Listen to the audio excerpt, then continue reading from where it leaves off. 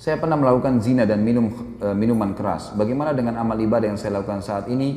Dan bagaimana dengan hukum Islam tentang rajam dan potong tangan dan lain-lain? Apakah saya masih bisa berharap surganya Allah? Mohon nasihatnya Ustaz. Pertama sekali, hukum dalam Islam, kisos. Potong tangan, dipenggal lehernya, potong tangan kalau mencuri, dipenggal kalau membunuh, dirajam kalau berzina. Ini berlaku bagi orang yang kepergok. Berlaku bagi orang yang kepergok. Tidak berlaku bagi orang yang antum pernah berzina 5 tahun lalu sekarang sudah taubat. Lalu antum datang kepada seorang ustadz atau kiai, saya sudah berzina, rajam saya. Bukan begitu. Makanya hadis Bukhari yang menjelaskan, seorang wanita pernah datang kepada Nabi SAW dan berkata, ya Rasulullah, saya sudah berzina dan saya hamil dari zina. Dia buat pengakuan. Apa kata Nabi SAW? Kau lagi hamil, pulanglah, melahirkan anak itu. Karena anak itu gak ada salahnya. Apa kata ulama hadis?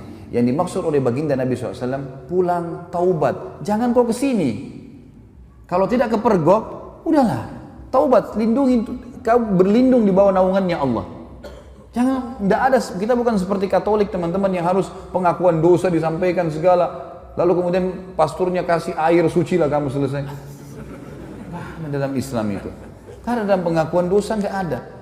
Antum tutupin dosa itu. Kata Nabi SAW dalam hadis Bukhari Muslim, orang yang paling buruk di sisi Allah adalah orang yang sudah Allah tutupi kesalahannya. Dia zina tadi malam nih, Allah tutupi sampai pagi. Lalu dia sendiri yang mengekspos kesalahannya. Saya tadi malam, saya begini. Untuk apa? Wanita itu teman-teman pada saat sudah selesai melahirkan 9 bulan masih kembali, ya Rasulullah, saya sudah melahirkan. Kata Nabi SAW, susui anak ini. Masih ada waktu 2 tahun. Disuruh taubat oleh Nabi SAW, gitu kan? Pulang, habis menyusui ternyata iman dalam hatinya masih kuat. Ya Rasulullah, saya sudah menyusui, rajam saya mau disucikan. Barulah Nabi SAW mengatakan, baik, keraskan bajunya, kemudian dirajam, gitu kan? Karena dia terus meminta kepada Nabi SAW, tapi awalnya disuruh pergi, gitu kan? Lalu kemudian teman-teman sekalian yang terjadi, waktu lagi dilempar, ada seorang sahabat mengatakan, semoga Allah melaknatmu, kenapa kau berzina? Kata Nabi SAW, jangan kau laknat dia, perempuan ini. Demi zat yang ubun-ubunnya Muhammad dalam genggamannya, dia telah bertaubat kalau dibagi untuk 70 orang penduduk Madinah cukup buat mereka semua masuk surga. Luar biasa orang ini, jangan dia. Ada pernah sahabat mengatakan, ya Rasulullah, saya mencium seorang wanita di pinggir Madinah. Asabtul mar'ah. Dalam ulama hadis mengatakan, dia mengatakan, saya sudah menciumnya, saya sudah memeluknya, tapi tidak terjadi perzinahan. Kata Nabi SAW, atusolli ma'ana, apa kau sholat bersama kami, berjamaah? Kata dia, iya. Kata Nabi SAW, idhab, pergilah dari sini. Udah, artinya kau taubat, jangan ceritain ke saya. Jangan buat pengakuan tuh nggak usah. Taubat, tutupin aibmu, bertobat kepada Sang Pencipta. Karena yang kepergok, ditangkap, lagi zina, itu kena hukum. Kepergok lagi mencuri kena hukum, gitu loh. Pernah ada sahabat datang mengatakan, ya Rasulullah, saya berzina, dalam hadis Bukhari semua ini. Kata Nabi SAW sambil, ini orang lagi berhadap begini, Nabi SAW alihkan ke sana. Mungkin kau hanya menciumnya. Nabi SAW alihkan dia. Mungkin kau, jangan datang ngaku sini, pergi sana taubat, gitu loh. Kata Nabi SAW, mungkin kau hanya menciumnya. Dia datang ke sini, ya Rasulullah, saya telah berzina. Nabi SAW alihkan lagi ke sini. Mungkin kau hanya memeluknya sambil tidak melihat wajahnya orang ini. Dia datang lagi, ya Rasulullah, saya sudah berzina. Nabi SAW balik lagi ke arah kiri. Mungkin kau hanya begini dan begitu. Dia datang, ya Rasulullah, saya meletakkan kemaluan saya di kemaluannya, saya sudah berzina, rajam saya. Dia mau sucikan dirinya. Maka dia berikan kesaksian buat dirinya. Nabi sudah alihkan, tetap dia mau. Ya sudah. Ya, dirajam. Pada saat lagi dilempar, teman-teman sekalian, ini riwayat Bukhari, lagi dilemparin, sahabat ini rupanya kesakitan, lagi dirajam, lari dia. Ada satu sahabat kejar, diamtam pakai batu, mati, karena dipukul pakai batu, dikejar kan. Kata Nabi SAW, halla taraktumu fayatubu yatubullahu alaih. Tidakkah kalian biarkan aja dia pergi, semoga saja dia taubat dan Allah terima taubatnya. Karena ini shock terapi sebenarnya kan, supaya dia tidak ulangi. Dalam Islam tidak ada teman-teman begitu orang buat mengaku penggal lehernya, ngaku potong tangannya, bukan itu. Ini memang Allah mengatakan, a'udzu minasyaitonir rajim, walakum fil qisasi hayatun ya ulil albab. Dalam kisas itu ada kemakmuran hidup bagi orang-orang yang berakal, dan ini bagi orang yang seperti saya jelaskan tadi teman-teman yang kepergok. Kalau orang sudah taubat, antum melakukan dosa sudah tobat, sudah antara antum dengan Allah, jangan ceritakan. Dan ulama masuk dalam bab masalah menikah, tidak dibenarkan seorang laki-laki bertanya pada istrinya atau istri bertanya pada suaminya, sebelum nikah kau pernah berzina enggak? Ini enggak boleh ditanyain dan tidak boleh dijawab. Yang ditanya enggak boleh jawab. Untuk apa? Baik kalau dia bilang iya saya pernah zina, hah? Gimana? Untuk apa nanya? Sekarang depan mata saya ini istri saya, ini suami saya, selesai. Yang saya tahu zahirnya adalah orangnya baik, itu hukum kita. Jangan korek-korek yang kita tidak tahu, nggak usah. Nggak perlu. Nggak usah periksa-periksa HP, ngambil tugasnya malaikat. Lah iya, Allah titip malaikat kiri kanan nggak? Yakin nggak dengan itu? Apa fungsinya? Kiraman katibin kata Allah. Tugasnya nulis. Ngontrol suami kita di mana, istri kita di mana, dia yang nulis. Dan tidak ada tidak ada yang luput dari penglihatan Allah SWT. Tidak ada dosa yang luput. Jangan repot-repot kita yang sibuk hubungi siapa, bicara sama siapa, habis umur untuk itu. Saya bilang sama istri saya nggak akan periksa HP-mu. Urusan kamu dengan Allah. Saya cuma ingatkan, tapi sesuatu yang salah depan mata saya luruskan. Dan saya tentram hidup dengan cara seperti itu. Gitu kan? Gak usah repot-repot, ada urusan sama Allah, kita selalu ingatkan kepada Allah SWT. Ini gak usah repot-repot, ini sekretaris dua ini luar biasa, gak tidur, gak capek. Ma yalfidhu min qaulin, kata Allah, tidak ada satu kalimat yang terlewat illa ladaihi raqibun atid, kecuali dirakib, dikontrol, diawasi, dicatat semua. Jadi gak ada sesuatu yang membuat harusnya kita melampaui batas, teman-teman sekalian. Jadi seperti itulah hukum syar'i, ya. Dan yang menjatuhkan vonis hukuman qisas hanya pemerintah setempat. Saya tutup teman-teman sekalian dengan perkataan saya.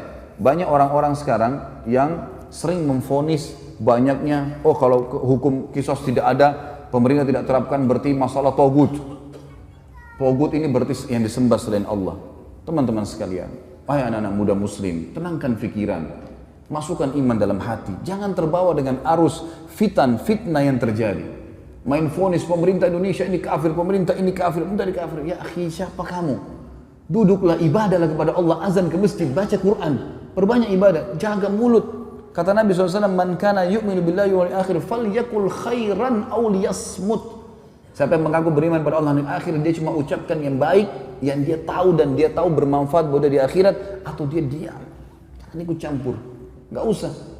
Sekarang antum memvonis si fulan tidak benar, si fulan tidak benar. Dari mana ilmu antum tidak benar? Indonesia ini bukan negara Islam. Tapi teman-teman sekalian, berapa presiden kita? 5 atau 6 sebelumnya yang sampai sekarang muslim atau bukan? Muslim. Salah satu syarat negara Islam pemimpinnya muslim. Yang kedua, mayoritas masyarakat muslim atau bukan? Nah, tinggal yang ketiga syaratnya, terterapkannya hukum Islam, kan gitu. Baik, pertanyaan di Indonesia, apakah hukum Islam sudah diterapkan?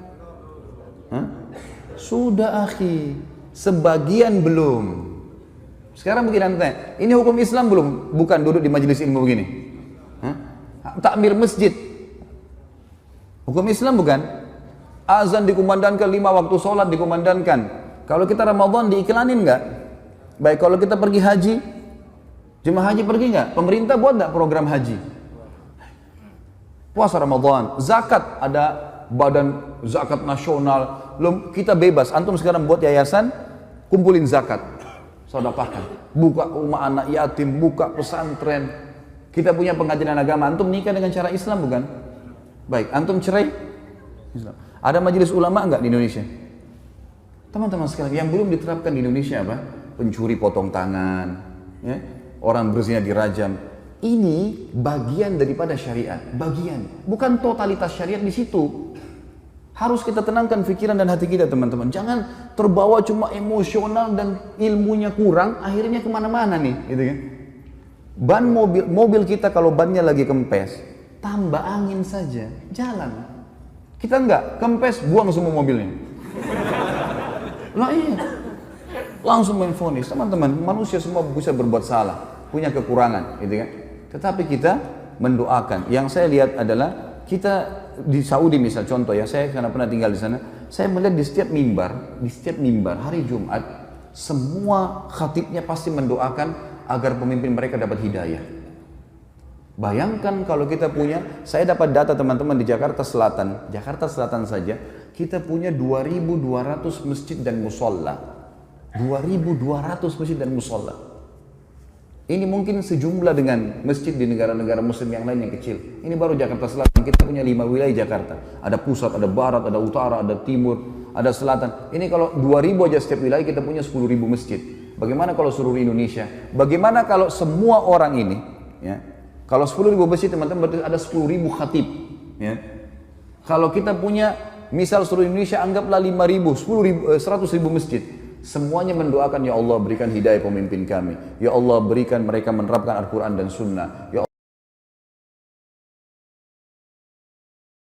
Terus kita doakan kebaikan. Masa dari sekian ratus ribu orang mukmin berdoa tidak diterima sama Allah? Daripada kita main vonis, kita main salahkan, comot sana, ganti sini, vonis ini. Kehidupan apa ini gitu? Coba kembali kepada ilmu yang benar teman-teman. Sekali lagi saya mengajak anak muda muslim untuk tenangkan pikiran, jangan terbawa arus, tenangkan hati teman-teman, nuntut ilmu, perbanyak ibadah buat antum sendiri. Mati kalau datang kita nggak bisa lepas, nggak harus antum tua dulu baru meninggal dunia. Maka sibukkan pada hal-hal yang bermanfaat. Allahu a'lam. Ini tentu saja saya tutup teman-teman sekalian dengan kalimat saya bukan menggurui, saya tidak pernah menyebutkan nama orang, alhamdulillah di majelis saya tidak mau memvonis siapapun salah, tapi kita kembali kepada wahyu Allah subhanahu wa ta'ala sesuai dengan pemahaman para sahabat. Ini adalah hal yang paling tepat. Coba antum kembalikan kepada ini, maka hati kita akan tenang. Oh ternyata Ibnu Abbas, oh ternyata si fulan, oh ternyata si fulan. Ini yang insya Allah akan sudah cukup buat kita. Allahu a'lam. Mohon dimaafkan kalau ada salah tentunya. Dan juga kalau ada benar pasti dari Allah. Kita berdoa kepada Allah Sang Pencipta agar seluruh amal yang pernah kita kerjakan diterima olehnya dengan kemahamurahannya, dan semoga saja semua dosa yang pernah kita kerjakan dimaafkan dan diganti pahala. Juga sisa umur kita semoga diberkahi di harta, di keluarga, di umur, dan juga pekerjaan, serta puncaknya kita diberikan oleh Allah Sang Pencipta masuk surga tanpa hisab. Dan tentu kita berharap ya Allah surga Firdausmu yang maha luas dan juga yang maha sempurna. Ya Allah, kami mohon kepadamu agar Engkau menolong saudara-saudara kami di Palestina, di Syria, di Yaman, di Irak, di Myanmar, dimanapun mereka berada yang sedang tertindas. Ikhlaskan niat mereka, terima para syuhada mereka, muliakan Islam di tangan mereka dan tangan kami semua, serta partisipasikan kami bersama mereka di pahala baik dengan doa, dengan harta, juga dengan jiwa kami. Dan semoga dengan kemahamurahan-Mu ya Allah, yang kami yakin Engkau sedang melihat kami sekarang, dan juga malaikat-Mu sedang menghadiri majlis ilmu ini, agar Engkau menyatukan kami semua di surga Firdaus-Mu tanpa hisab, di mana Engkau satukan kami di majlis ilmu yang mulia ini. Tentu selanjutnya teman-teman sekalian kita berdoa, kita berharap agar Allah Subhanahu wa taala sekali lagi mengikhlaskan niat kita, menjadikan majelis ilmu ini sebagai ilmu yang bermanfaat. Dan saya memohon ampun bila ada sesuatu yang salah kepada Allah Sang Pencipta, dan juga untuk saudara kita semua yang hadir di sini, dan kedua orang tua kita dan seluruh muslimin dan muslimat, agar semuanya dimaafkan kesalahan-kesalahannya. Subhanakallahumma wa bihamdika asyhadu an la ilaha illallah astaghfirullah wa atubu ilaik. Wassalamualaikum warahmatullahi wabarakatuh.